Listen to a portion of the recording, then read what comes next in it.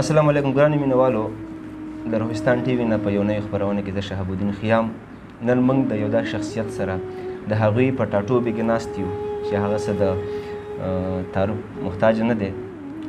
ساجد محمد شائق صاحب د هغوی خپل نوم ساجد محمد دی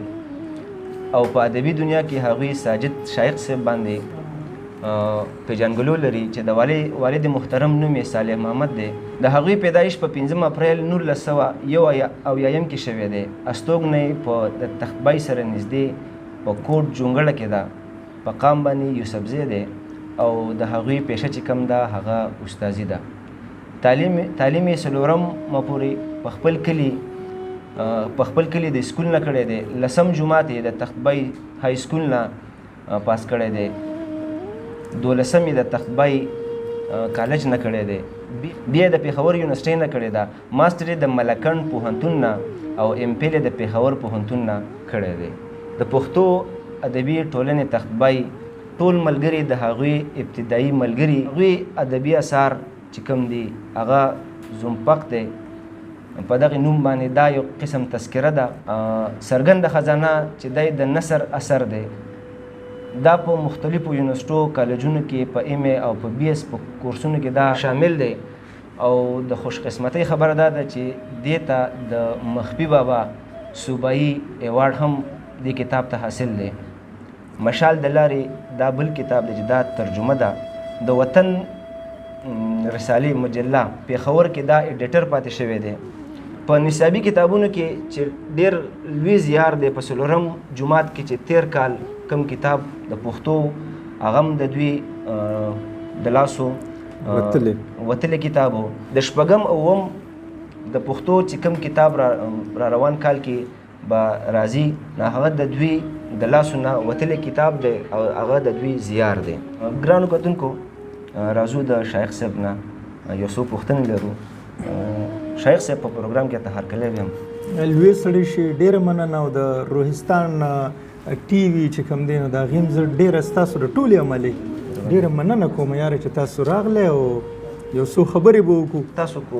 موږ تاسو څومره تاسو سره ناسته کړې ده کتلې م یې اورېدلې م یې ستاسو تحریر موږ ګورو لیک ګورو نو د هغې نه موږ ته داسې پته لګي چې تاسو ډېر زیات سنجیده او رسا فکر والا شخصیت یې نو د اوسني ادب ته سره تاسو په کوم نظر باندې ګورئ ادب خو په مختلفو شکلونو باندې دی خو که چېرې فرض که موږ په دې باندې بیا هغه مجموعي نظر واچو که نه او وګورو د ټولو لیکوالو ته وګورو کوم چې لکه زما په خیال ستاسو د سوال غرض هم دا دی چې دا موجوده ادب چې کوم دی نو لکه دا په د دې صورتحال سره نو په دې کې هم داسې مونږ په کشر کل کې مشرانو کې خو دی الحمدلله ډېر تکړه ځینې پکې معمولي غوندې کمزوري وي خو په دې کشر کل کې هم ځینې کسان داسې شته دي چې هغې ډېر ښه روان دي او ځینې کسان پکې داسې دي دا خبره لږ غوندې افسوس سره سړی وکړي چې ځینې ادبي کسان داسې دي چې هغې د زده کړې پوره کوشش نه کوي ځان نه کړی د کتابونو لوستنه نه کوي او هغه اسان مشورېدل غواړي که نه نو د دغه کسانو نه اکثر په نظم او نثر لیکلو کې کمی راځي نو که دغه طرف ته پام وشي نو دا به ښه نو نور ادب الحمدلله ښه دی ښه کسان هم پکې شته خو کمزوري هم پکې شته نو پکار دی چې دا ښه کسان رامخې ته شي نو دغه کمزوري به ترې سبق واخلي موږ به دغه ته راوځو زموږ زیاتر چې کومې ټولنه کې کم تنقید کیږي یا په کومو کتابونو کې تنقیدي کتابونه لیکل کیږي یا په کومه نیوکې کیږي په کومو نظمونو په غزلو باندې په دې باندې لږ رڼا واچوئ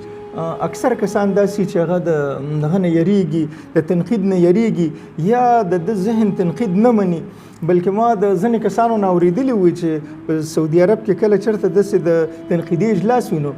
خلک د ځان سره تماچې وړي یو تن نه مې داسې اورېدلي وو که نه دا خبره هر څومره صحیح ده یا څه کمې پکې دی او خبره داسې ده چې د تنقید د ادب د ملا تیر دی که چېرې فرض که مونږ د ادب نه تنقید وباسو که نه نو په ایمان چې زمونږ به غزل پاتې نه شي زمونږ به دغه پاتې نه شي نور کمزورۍ به زمونږ ډېرې په هر سن کې پاتې شي که نه نو دا تنقید داسې او بله خبره دا ده چې دا تنقید زمونږ د خلکو د ذهنونه داسې جوړ دي که نه چې مونږ وایو د تنقید دا ټکي چې زمونږ مخې ته راشي بس مونږ وایو چې لکه فلاني کلام تنقید ته وړاندې کړی مونږ به په دې کې خامئ ګورو چې کوم ځای کې د ده نه غلطي شوې ده تاسو ډېر په خور ورته داسې ناست وي ورته که نه چې په کوم ځای کې د نه غلطي شوې ده چې موږ په ګوته کړو حالانکه د دې مطلب چرې هم دا نه دی ګوره د دې نقدول دي په کوم ځای کې یو کس محاسن او معایب دواړه پکې مونږ بیانو په کوم ځای کې چې هغه د محاسنو نه کار اخیستی چې مونږ خو وستایو لکه د پکې د پلاني صنعت استعمال کړی داسې دا په اصول برابر ده نو چې دا خبرې اول وکړو او چې بیا په کوم ځای کې پکې لږه کمزوري نو وایو به یاره که د دې په ځای داسې شنو ښه به شي ځکه چې په دغه حالت کې په دې کې دا پلاني کمې لږ غوندې په نظر راځي او که داسې شي نو دا به ډېر برابر شي نو تنقید دا مطلب دی نو زمونږ خلک اکثر د دې تنقید نه یا کلام وړاندې کولو دې نه یریږي خو داسې چرې هم نه ده پکار ګوره ما په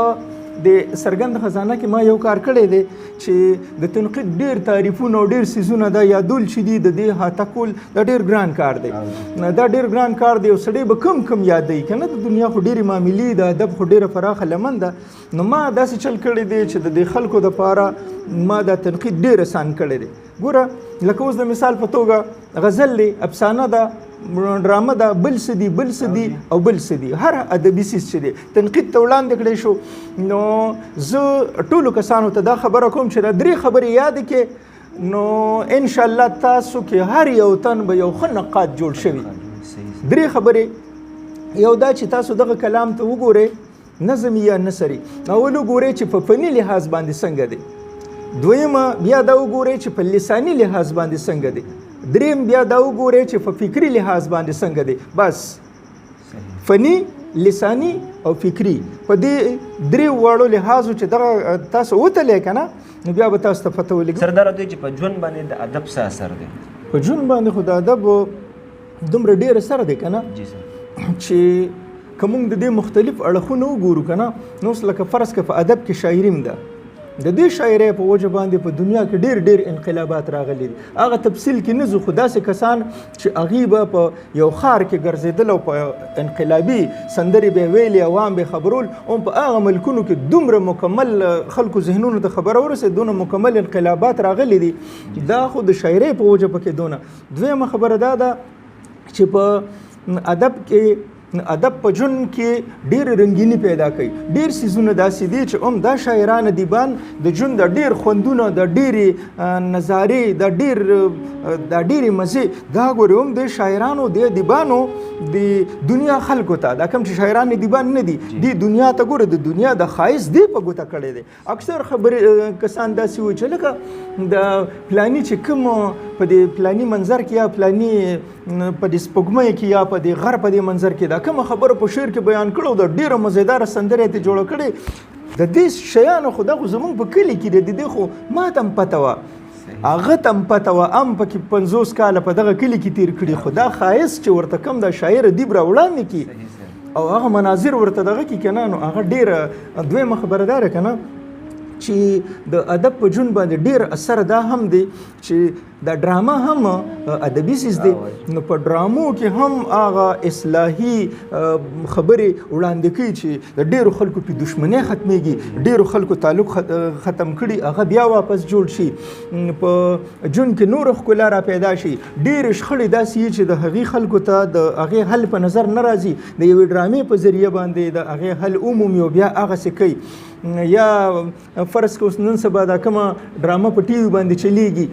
نو دې کې په خلکو کې هغه غیرت را پیدا شي چې او زمونږ خلکو په څومره حکومتونه کړي په خلکو باندې دغه کړي او موږ د څه نه یو خبر دغسې د دې نه علاوه نورې خبرې داسې دي چې زه یوه یادوم که نه نو د دې نظم او د دې نثر په وجه باندې په دې ژوند کې ډېر انقلابات راغلي دي او ډېر ښه پکې راغلي دي او ډېر خوند یې پیدا کړی دی ډېرې رنګیني خلکو ته په ګوته کړی دی زه مینه واله د شایق صاحب نه یو کلام اورو بیا به مخکې خبرې اترې کړو نو کلام خو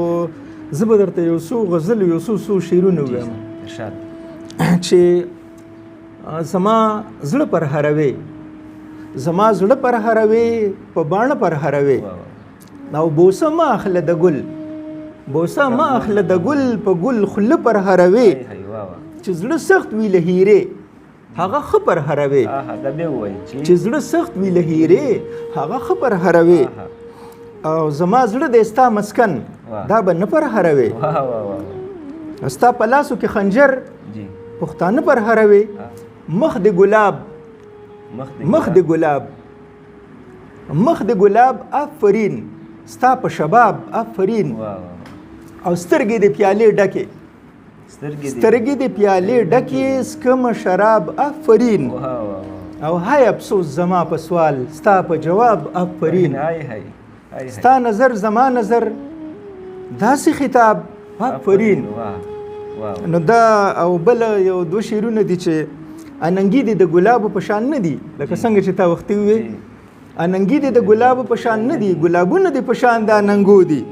او زه دا ګورم چې لمحه کې څومره ژوند دی زه دا نه ګورم چې ژوند کې لمحې څو دي تا ته چې وګورم ووایم دوه شعرونه دي تا ته چې وګورم ووایم په خروارونو سپېلني پکار دي او وایي دنیا سړو له کار پکار دی بابا مې وی کار لسړي پکار دی دا بیا وایي وایي دنیا سړو له کار پکار دی بابا مې وی کار لسړي پکار دی ماښام دی او لګېږي مې نظر په تناره د پیغلو جونو ښکلی دی منظر په تناره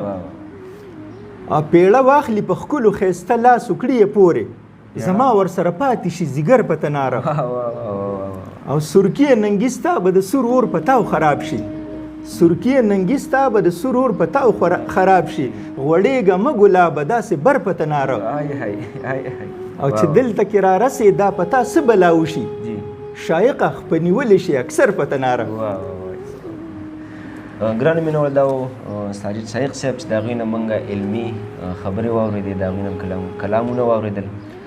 تر بله خپرونه پورې موږ له اجازت راکوئ د الله په امان